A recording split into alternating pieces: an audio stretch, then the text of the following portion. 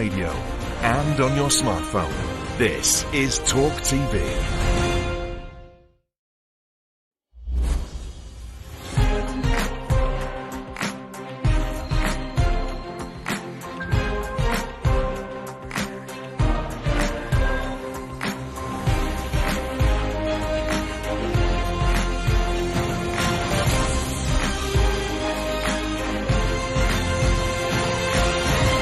Good evening, I'm Piers Uncensored. Tonight, an extraordinary exclusive interview from the heart of Europe's war. Former world heavyweight boxing champion Vladimir Klitschko opens up on the fight of his life. And this question is basically everyone in Ukraine, Ukrainian or not, and as you know, there are journalists, your colleagues, journalists, been killed precisely with sniper shots and lost their lives. If you're in Ukraine, you must know that that could be your last moment in life, last trip in life. And are you ready to give up anything you have for the country and freedom? And he offers some gratitude to the United Kingdom and to Boris Johnson. Thank you to Great Britain, Boris Johnson, that has stepped in. He was trying a lot from the early beginning. I want to say, please don't stop supporting us as long as this war is still going, because our economy is down to nothing. We have great will, and we stand strong with our will against one of the strongest armies in the world. But our will is stronger than any army or any weapon. And he talks about his hopes for life after the war. Honestly, I was thinking, like, I should just take Tyson Fury and tweet "Last Dance?" ? It's a remarkably powerful interview. But first, here's my brain dump. Vladimir Putin invaded Ukraine to show the Russian people and the world how big and strong he and his military are. A global heavyweight that could bully its neighbours into submission, punch its way to domination. But instead, humiliatingly for the increasingly isolated tin pot dictator, he's showing us all the complete opposite. Against all the odds, Putin's now on the ropes, smacked to the canvas by staggeringly brave Ukrainian resistance and his own tactical stupidity. Don't take my word for it. Even retired colonels on Russia's state TV, which spews out endless Kremlin propaganda, are now admitting they're on the back foot. The main deficiency of our military political position is that, in a way, we are in full geopolitical isolation. And that, however much we would hate to admit it, virtually the entire world is against us.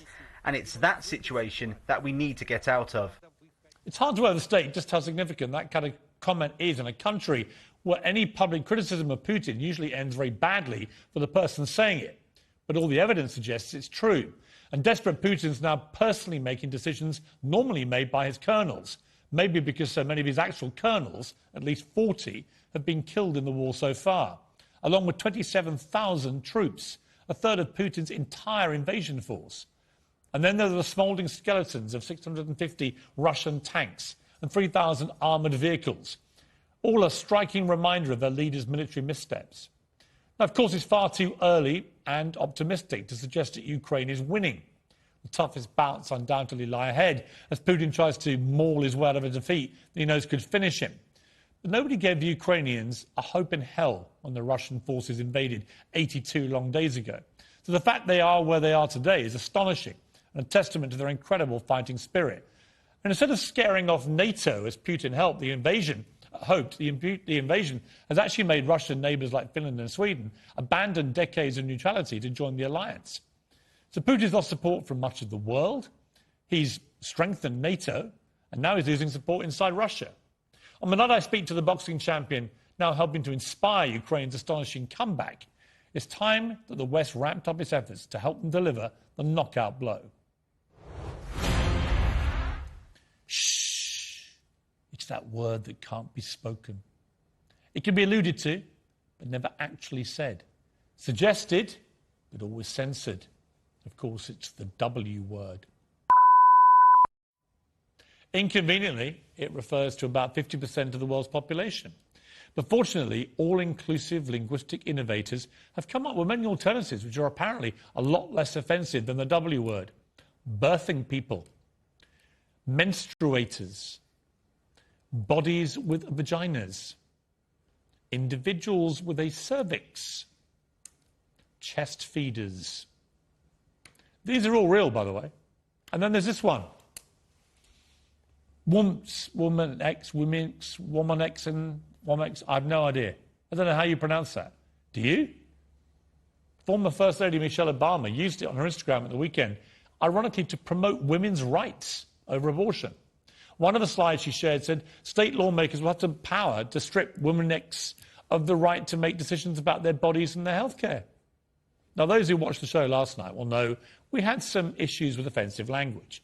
So I will say the following word with some trepidation. It's woman, Michelle. Woman.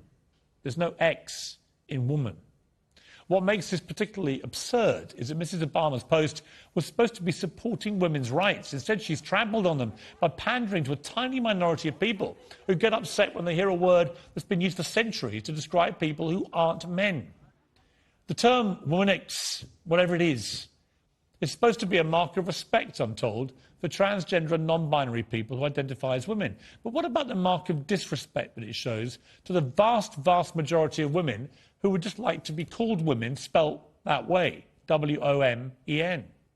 Where are their rights in all this virtue signalling, language mangling? Reducing half of the world's population to an unpronounceable letter salad does nothing but deride women and draws mockery to the trans cause. Michelle Obama, of all people, should have known better than to fuel this nonsense. Well, sometimes news stories are so absurd, they look more like satirical parodies. I honestly thought somebody was winding me up when I saw a headline that Spice Girl turned fashion designer Victoria Beckham had declared that wanting to be thin is an old-fashioned attitude. Women today want to look healthy and curvy, she told a glossy magazine as she unveiled her new collection. To which I say, sorry, what? Is this the same Victoria Beckham, notorious for literally eating a salad leaf for lunch? And the same Victoria Beckham, more pertinently, who puts on catwalk shows with models like this. For many years, she has deliberately used skeletal, gaunt, hollow-cheeked models to flog her fashion, which I regularly criticise as a horribly dangerous inspiration to the tens of millions of young girls who follow Victoria Beckham on social media. And I suspect this sudden U-turn to celebrating curvier bodies is more connected to her struggling business, which has lost millions and never made a profit, than about her dramatic conversion to the aesthetic charms of the larger lady. As this latest cover of Sports Illustrated shows, bigger is the new thinner, and where all the fashion money is now going. Meanwhile, these are the women currently modelling Victoria Beckham's new VB body range. I've seen more curves than a Roman road. So stick a cork in your body positive preaching, Posh. I see right through the very little of you. Now, there are three things in life that are absolutely nailed down certain. Death, taxes, and snowflakes complaining about me. We knew when we recorded the TV advert for this show, poking fun at the oversensitive woke brigade, there would immediately be a wave of frenzied protests from the oversensitive woke brigade.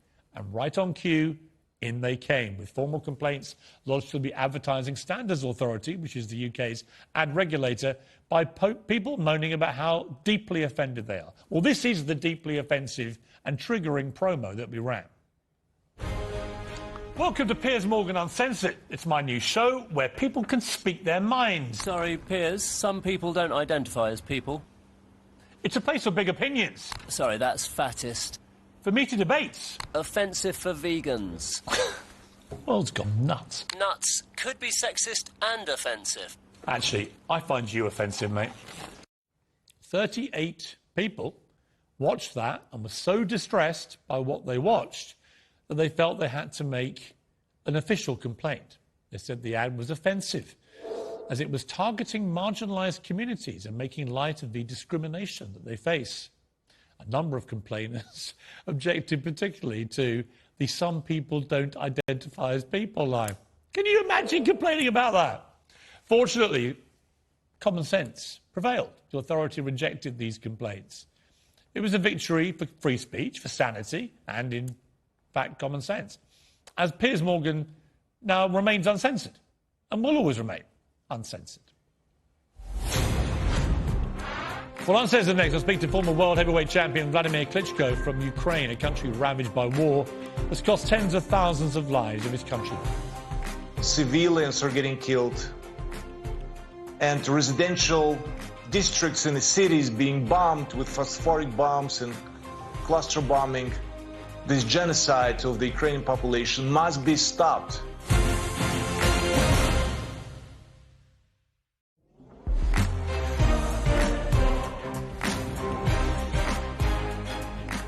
For months now, we've watched the Ukrainian people fight for their lives with a resilience and resolve that's astounded the rest of the world. And it's the Ukrainian leaders who've led by example. The boxing Klitschko brothers have been on the ground, shoulder to shoulder with their countrymen, showing grit and determination to defend their country against Putin's army. Just before we came on air, I spoke to former world heavyweight champion Vladimir Klitschko from Kyiv in Ukraine, where his brother Vitaly is the mayor. It was one of those interviews where, when I'd finished, I said to the team, we've got to run every single word of that because I found it so uniquely powerful. So we are. Here it is, the whole interview, completely uncensored from start to finish. And I started by asking Vladimir Klitschko, this is the most important fight of his life. I would say that this battle is definitely the most important of our lives, of the Ukrainians. We never were expecting to be attacked as it happened on 24th of February. And this senseless war has taken thousands of lives, destroyed infrastructure in the country, and still going on. The fights are still going on while we're talking. And every night, every day, there are rocket attacks. Up to 2,000 rockets have been launched from Belarus and Russia to destroy our life of Ukrainians that were associating themselves with democratic values of the free world. And we have committed us to it since 2014. And the world totally underestimated the annexation of Crimea by Russia, support of the Lugansk and Donetsk so-called separatists, and continuing with invasion of the entire country. Russia needs Ukraine, obviously, as we see, but Russia doesn't need Ukrainians, and that's why civilians are getting killed, and residential districts in the cities being bombed with phosphoric bombs and cluster bombing, which is continuing. That was in Bucha, Gostomel, Irpin, Makariv. All those satellite cities were acting like a shield for the capital of Ukraine, and they were taking the first hit. I was in Bucha. I saw it with my own eyes. All the civilians that had been tortured with the tight hands behind their head, behind their back, and with a shot in the head, executed. There's so many children that have been suffering, killed or injured, up to 1,000 children. We can't really give exact numbers because the numbers are still going on and counting. And the world just has underestimated this madman's man aggression. And now, as the consequence, and I remember those lines from the world leaders saying, if Russia is going to cross the line and invade Ukraine, there are going to be consequences. And those consequences for almost 2 months we were taking, the Ukraine has been taking. Eventually, now the free world is openly supporting us with defensive weapons, with the weapons, period. In the war, you cannot fight with bare knuckles. We need weapons to protect our sky above our heads and protect our home country. And the war is reckless. And I couldn't even imagine in my life that any other human can do something like that to the other human. And that's what I've seen in Bucha.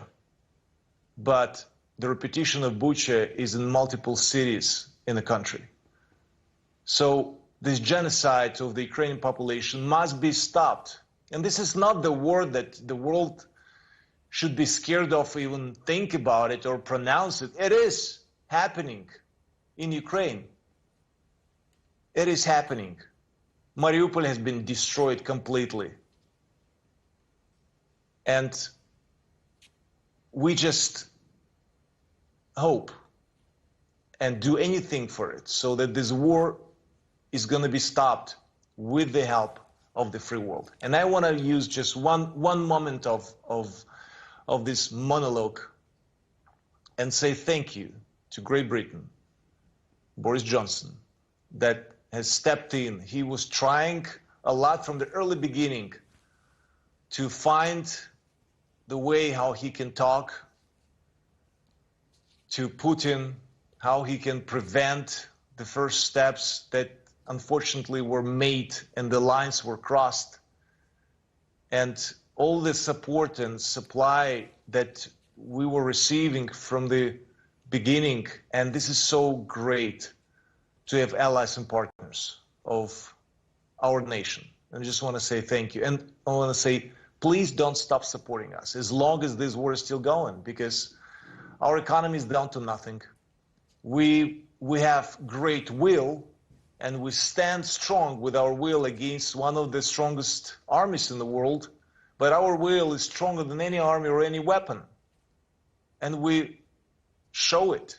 We're dedicated to the country, to freedom in Ukraine, in Europe, and in the world. Because from this war, not just Ukraine is suffering, the entire Europe and the world is suffering. The prices are going to go up. The gas prices, food prices. So everything is connected with each other in this world. We're living in a global world, and we're very, very connected with each other. And it is very important to keep this chain connected. If Ukraine fails, you're going to fail too, guys. Vladimir, I mean, that's one of the most powerful openings to an interview I think I've probably ever done in my life. The passion, the eloquence, the resilience in your voice, the determination. Ultimately, we're 82 or 3 days into this war now. Putin clearly felt he could just run over Ukraine and seize it. That's failed. But he's waged this genocidal rampage through your country. And I guess the big question now is, can Ukraine win? Can you actually defeat Vladimir Putin?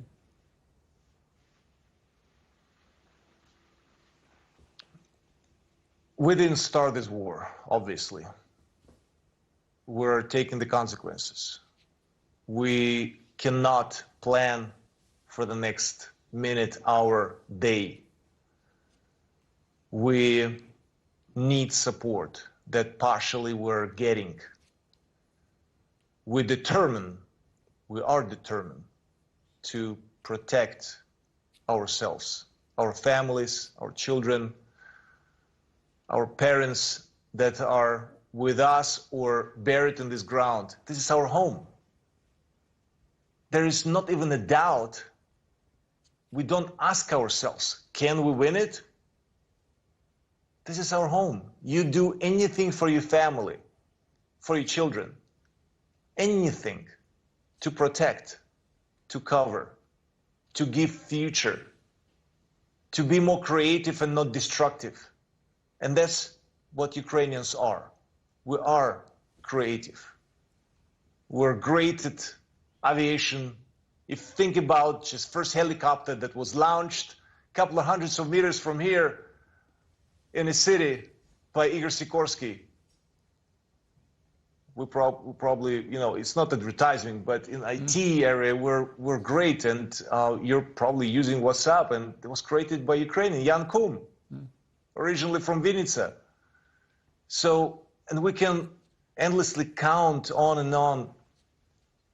We are well educated. We're giving to the world. We're not taking. Yes, we ask a lot about help and support now, but we were giving a lot too. And we will give more. Trust me. One of the most extraordinary things, Vladimir, one of the most extraordinary things about this war is the way it's played out in real time on social media. We've all been able to watch the horror as it's unfurled, but we've also been able to watch people like you and your brother Vitaly, who's the mayor of Kyiv, and of course President Zelensky. And the strange curiosity about the three of you is that two of you are former professional boxers and one was a comedian. And yet you've come to symbolize the astonishing resilience of the Ukrainian people. Where do you get that from, you and your brother? Is it from your childhood? Is it from your father, who was a pilot with the Soviet Air Force and who had to go in after Chernobyl, and that, in the end, cost him his life? Is that where you get this strength from? Were you, from a very early age, effectively shown how to fight for your country and how to survive this kind of thing? Look, I'm not going to talk a lot about my brother and myself, because I believe there are women and men that right now standing in the front line and protecting our country and have lost their lives as well. And I have lots of respect for all the Ukrainians that doing for the past 83 days what we've been doing. And obviously you understand it's like in economy, entrepreneurship and entrepreneurship. So you understand that you're a piece of a bigger puzzle, and the big puzzle actually exists and functions from small pieces like you. And I do know that, and remember, as we all are probably, those famous lines: don't ask what country can do for you, ask what it can do for your country. And obviously I asked myself, I could be with my child somewhere in the safety, and just probably my child is the most important thing in my life. But I also understood that there's much bigger things, and freedom, and your people, and your country, and basically this connection that you're part of this big puzzle, and you need to stay connected, especially in these challenging times. And not just challenging, this is the times of war. Who would have thought in 2022?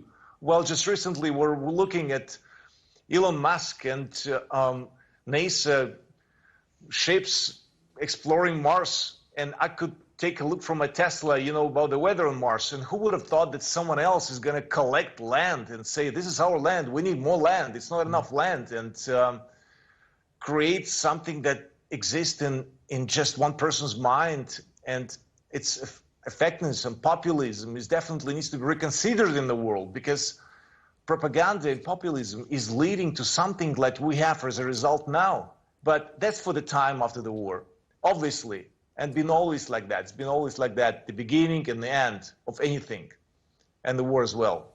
Vladimir, are you prepared to... The time after the war?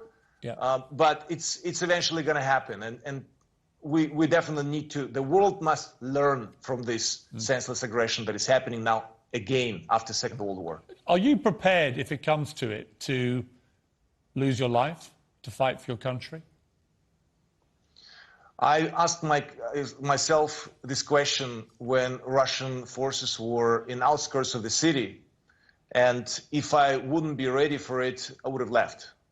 The city of Kyiv, with almost 5 million people, like a sponge, it's a big city and busy city, was empty. You could hear the explosions, constant explosions, because the fights were going on in the outskirts of the city. And you must count with anything while you're in Kyiv or in Ukraine, with anything, even now. And this question is basically everyone in Ukraine, Ukrainian or not, and as you know, there are journalists, your colleagues, journalists, been killed precisely with sniper shots and lost their lives. If you're in Ukraine, you must know that that could be your last moment in life, last trip in life. And are you ready to give up anything you have for the country and freedom? And that's the question that millions of Ukrainians asking. And the answer is yes, because You could do anything for your children, anything for your country, anything for your parents, anything that you love. And that's something that just cannot be in a different way. What is your message to Putin? I've been asked this question many times in multiple occasions and interviews. It's just, there's no particular line that could do anything to Putin to change his life, or to a person in this case, and change his opinion, or stop this war.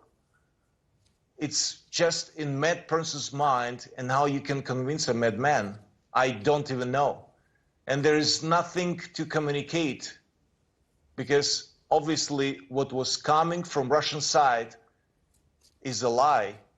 When they said we're never gonna offend anyone, invade anyone, it was just happening. And this is in multiple cases.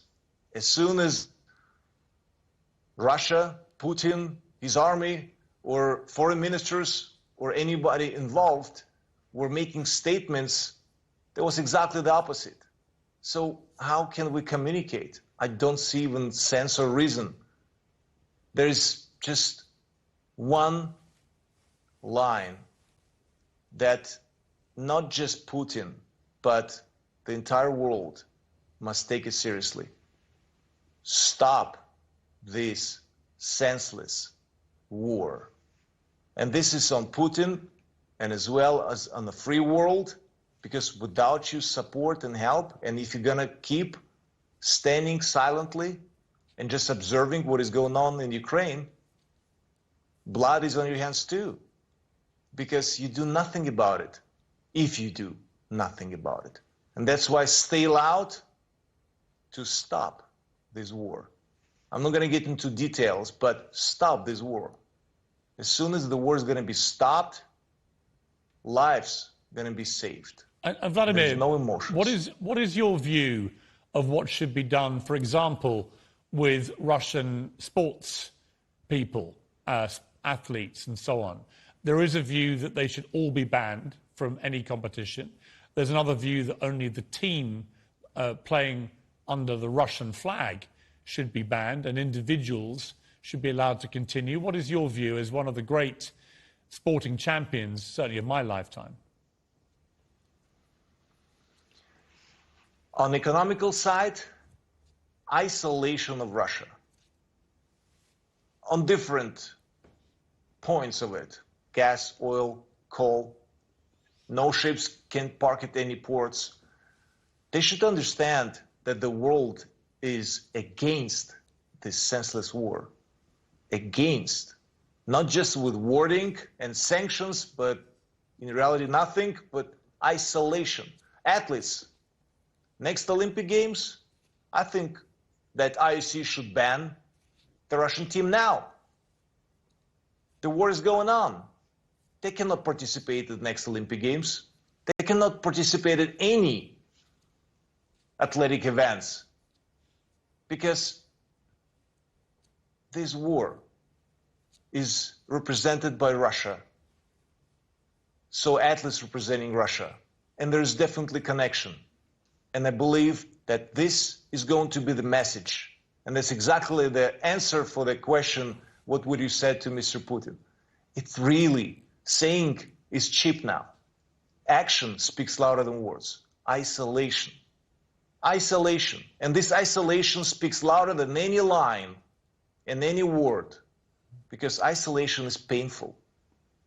Yes, it's going to be painful for athletes, it's going to be painful for economy, it's going to be painful for everybody and anybody that is involved with Russia, silently trading with Russia, supporting them financially with this, in this trade, because the money that Russia is getting and filling up their budget, they're getting and producing more weapons and financing their soldiers that today killing us Ukrainians. And that must be stopped with isolation. And athletes is not an exception. Vladimir, when this war is over, and one day it will be over, do you hope to get back to boxing again? There's been lots of speculation that that may be what you want to do. You're going to put a smile on my face. I just realized recently that I haven't smiled a lot in the past 3 days. And you just said something about sports, because that puts me in somewhere my comfort zone, because that's where my passion is. And honestly, I was thinking, like, I should just take Tyson Fury and tweet "Last Dance?" ? Since he wants to retire, and we're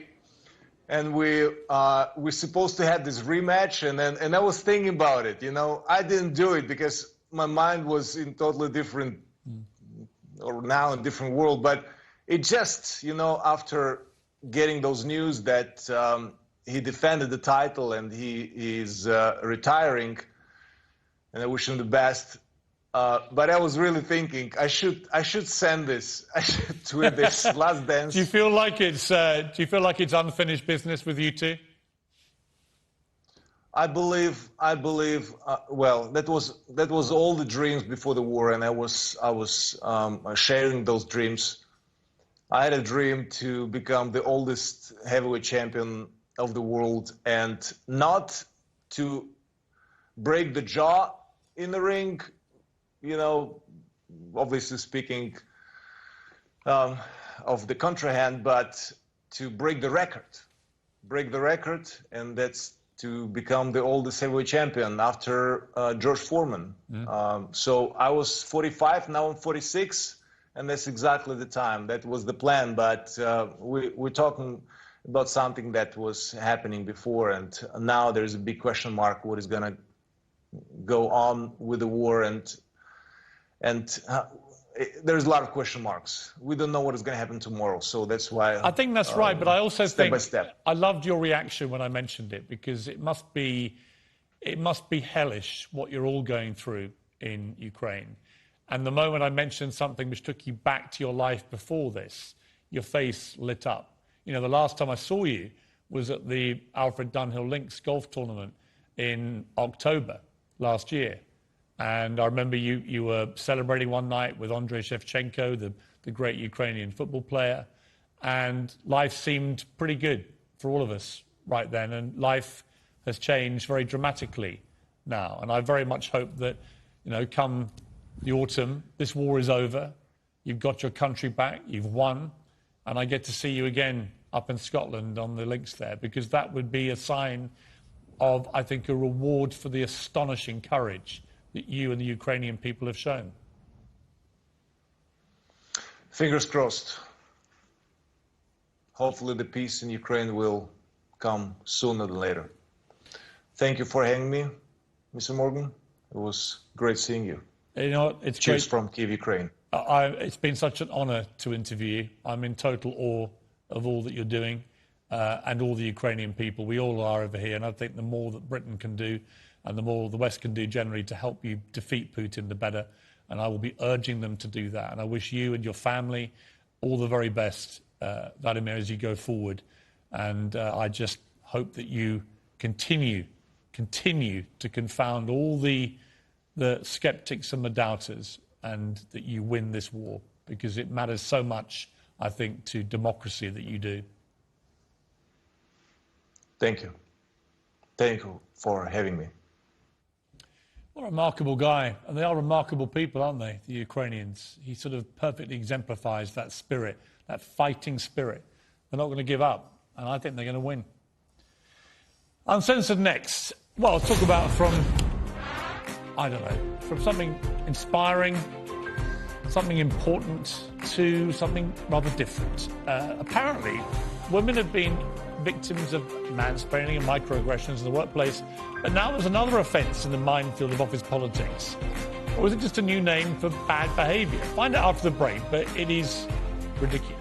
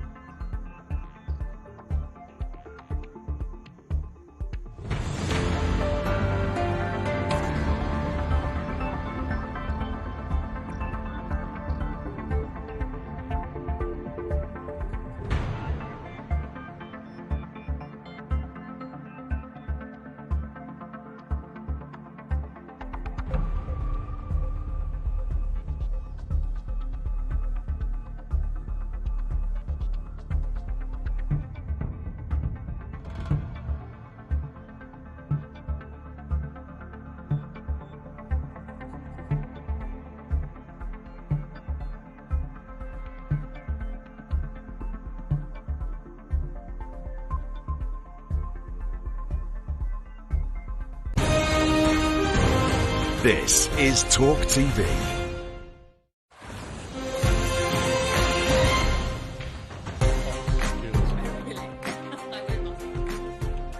Well, ladies, I'm sure you're all familiar with the so-called heap-eating. This is this thing where a man takes a woman's idea and then takes all the credit for it. It's not a new phenomenon. Take a look at this Punch cartoon from 1988. You get the drift. Basically, the only good ideas come from men. This week, staff at UK exam regulator Ofqual have reportedly been warned to avoid heap-eating. So, what is it? And does it exist? Well, with me now, a socialist author, Grace Blakely, and political pundit and journalist, Russell Quirk. So, it seems to me, Grace, that heap-eating is where, for example, you would have a good idea that you espouse right now, and I would go, yeah, you know what? And then I would repeat the idea and basically assume it is my own. Does this really happen? Yeah, I mean, I think most women who've been in a professional environment have experienced this at one point or another. This kind of thing of you will pop up with something in a meeting, you'll, have a good idea, say, oh, maybe we should do this, maybe we should focus on this topic, and then someone else will say exactly the same thing and get all the credit. It comes alongside, I think, being interrupted. Now, I don't know if there's any empirical evidence of heap-eating, but there's plenty of empirical evidence that men interrupt women a lot more than they interrupt other men, and I think it's basically a similar sort of category. And you think we mansplain and all the rest of it? Occasionally, yeah. You see, Russell, my argument about this would be that a strong woman just doesn't take any of this stuff. Well, when I worked with Susanna Reid at Good Morning Britain, she wouldn't accept me mansplaining or interrupting or any of these things, and she would never dare suggest publicly that I was heap-eating, because it would make her look so weak. Well, I don't know any women that would tolerate this, and I've certainly never been in any situation where I've seen it. I've seen plenty of situations where it's worked the other way around, and certainly where men have repeated and taken the credit for other edicts and suggestions. But frankly, Piers, I think we're getting a bit sick of this. I'm feeling actually quite oppressed as a male, where every single social situation seems to be turned into something that is turned against men, as if men are always the bad guys. Well, I thought the idea for me, to be honest with you, Grace, was last week it emerged that there's fury over the latest sexism row, which is not enough female scientists are named after parasitic worms. Only 18% of parasitic worms have female scientists. Look, and I'm like, of all the hills to die on, really? Who did that research? You want to be named after parasitic worms? The reason, funnily enough, that a lot of these issues end up taking up so much of our political conversation is because, actually, to be fair, a lot of the conversation around feminism is dominated by relatively privileged women who are in these contexts. What we should be talking about, in my opinion, as feminists, are things like women bore the brunt of austerity. Women have borne the brunt of the economic impact of the pandemic. Women are bearing the brunt of the cost of living crisis. More men than women died from COVID. More men than women died, but I said the economic impact. So women were more likely to work in But death service. is probably the ultimate. Of course. So why are you not mentioning that? See, we're thinking about things that we can do in response to the pandemic. Yeah, but immediately you take a pandemic and you say, we had it worse. Well, I'm not saying we had it worse. And in fact, more men died, significantly more men died. I'm saying that when you have economic crises, women bear the brunt, right? That's not necessarily always the case with all these other crises, with the health impact or whatever, but women are carrying the burden of really just like long-term economic stagnation in this country. I realise I both interrupted you and mansplained. So that's fine. I'm used to it because I'm strong. Could it be, Russell, that we just do this without even realising? I mean, I can imagine the tweets now going, well, you were literally just doing it. Everybody does this. Everybody does it. And it's not a gender-specific thing. And frankly, I think trying to call out all of these things as gender-specific really does this kind of equality and this diversity cause no good at all. It is exhausting. But the fact we're sitting here talking about it means it then becomes divisive. I think there's an issue here as well with, like, you both said, oh, women who are strong don't let this happen, right? And that is in itself a problem because it's this, like, macho definition of strength, which is like, oh, if you shout over everyone else, then you're strong. Yeah, but if women I can do that. I can shout over everyone else, but not everyone, male or female, is going to be like that. And actually, if everyone was like us, say more women the world would fall apart. Yeah, no one would be able to have a conversation. My response would then be more people should be like you. More but then women no one would be able to have a conversation if we were all shouting over each other all the time. We're doing it now, but there are as many men that are weak as there are women that are weak. Okay, it's not gender-specific. Not to, like, shout over everyone Grace, all the time. I now have to shut you up because we've run out of time. It's an interesting debate. I think you're talking evidence that this doesn't exist. It's a phenomenon invented by weak people. But thank you, Grace, and thank you, Russell. Uncensored next. Amber Heard admits she hasn't yet donated her massive divorce settlement from Johnny Depp to charity, despite saying under oath that she had. So can we believe anything she says?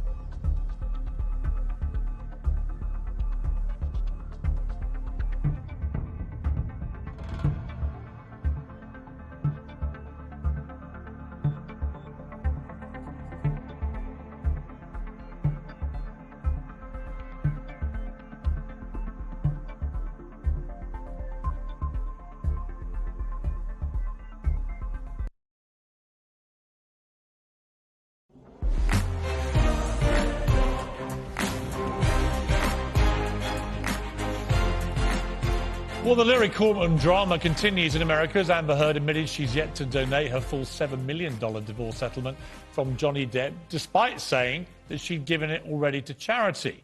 She actually appeared on Danish TV saying the money had been split between two organisations, but that was not the case. Fast forward to 2020. $7 million in total was donated to, I split it between the ACLU and Children's Hospital of Los Angeles. But that wasn't true. She told a court today something rather different.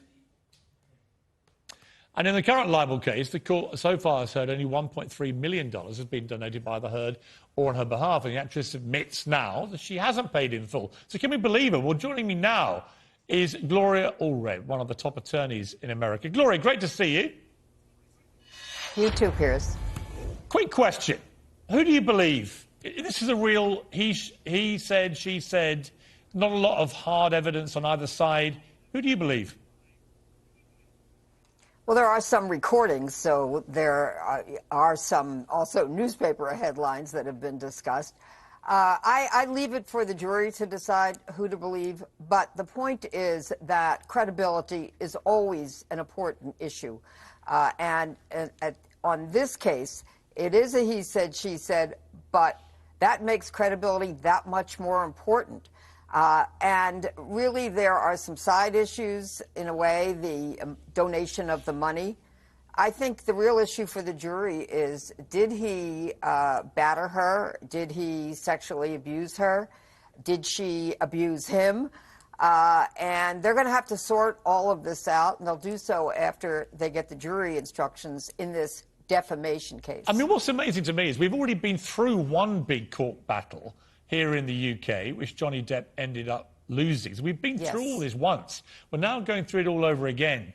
And I don't see there's any winners coming out of this. I think both of their reputations have been so tarnished by the lurid details. It's very hard to see either of them coming out of this with anything other than losing in the court of public opinion. Right, and let's remember that it's Johnny Depp that filed this defamation case against Amber Heard. He was not required to do that. He could have just let the decision in the case against the Sun in the UK be what it was and kind of die a quiet death with no more comments about it and try to rehabilitate his career.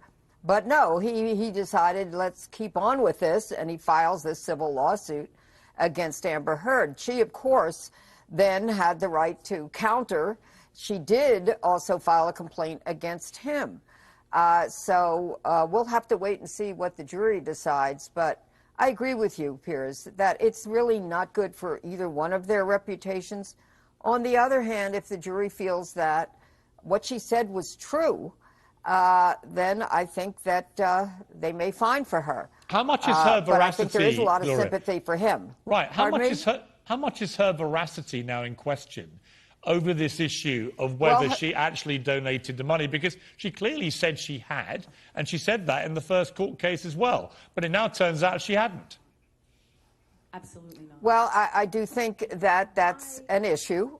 And I think some of what Johnny Depp has said is, you know, also might be questioned by the jury. But they're just going to have to sort this all out.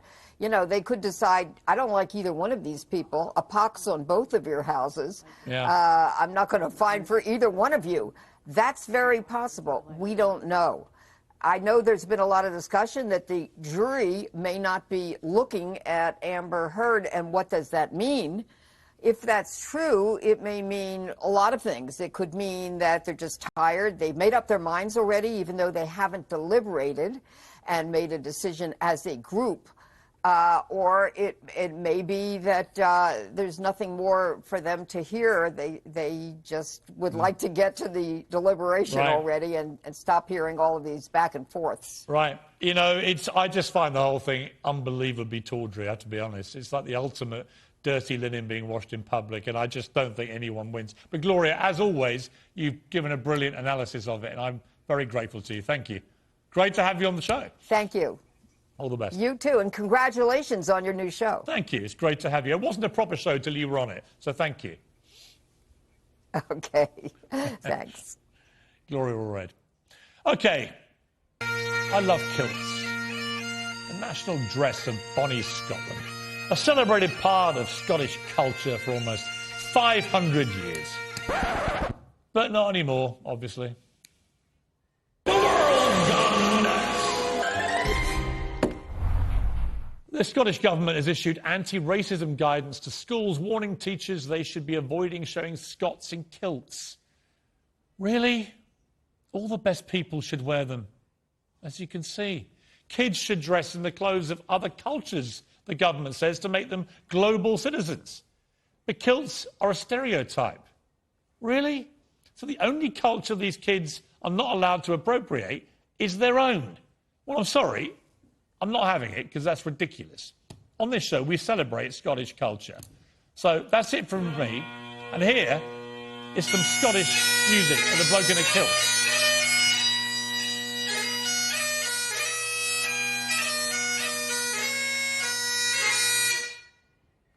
That's it from me. Rupert Everett tomorrow night. Wherever you are, keep it uncensored. Good night.